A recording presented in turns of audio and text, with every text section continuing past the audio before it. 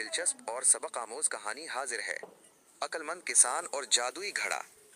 एक दफा का जिक्र है कि एक गांव में एक गरीब लेकिन बहुत मेहनती किसान रहता था।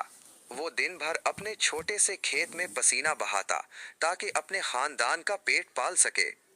एक दिन जब वो जमीन खोद रहा था तो उसका हिल किसी सख्त चीज से टकराया। उसने एहतियात से मट्टी हटाई तो देखा कि वहां एक पुराना और बड़ा सा पीतल का घड़ा दबा हुआ था। किसान ने सोचा, चलो ये घड़ा घर में पानी भरने के काम आएगा।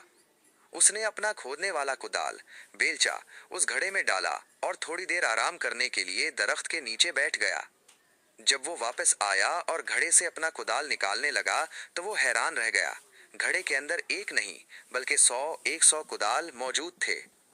किसान समझ गया कि ये कोई मामूली घड़ा नहीं बल्कि जादुई घड़ा है। उसने इसमें एक रोटी डाली तो वो 100 रोटियां बन गईं, 1 रुपया डाला तो वो 100 रुपए बन गए।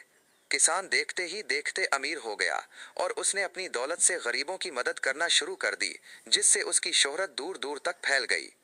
जब उस वक्त के लालची बादशाह को उस घड़े का पता चला तो उसने सिपाही भेजकर वो घड़ा कब्जे में ले लिया। बादशाह ने सोचा कि वो उससे अपनी सल्तनत का खजाना भर लेगा। जैसे ही घड़ा दरबार में लाया गया, बादशाह ने तजस्सुस में उसके अंदर झांक कर देखा।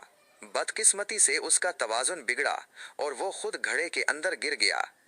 जब किसान और दरबारियों ने उसे बाहर निकाला तो वो हैरान रह गए। घड़े से एक बादशाह नहीं बल्कि 100 बादशाह बाहर निकल आए।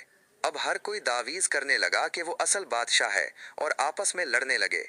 इस हंगामे में बादशाह की सल्तनत भी तबाह हो गई और वो कीमती घड़ा भी टूटकर पाश पाश हो गया। कहानी का सबक। मेहनत का फल मीठा होता है। किसान को उसकी मेहनत की वजह से वो घड़ा मिला। लालच बुरी बुला है। बादशाह ने लालच किया तो न सिर्फ घड़ा खो दिया बल्कि अपनी पहचान और सल्तनत भी खतरे में डाल दी। कनात में बरकत है। जितना अल्लाह ने दिया है इस पर शुक्र करना इंसान को बड़ी आफात से बचाता है।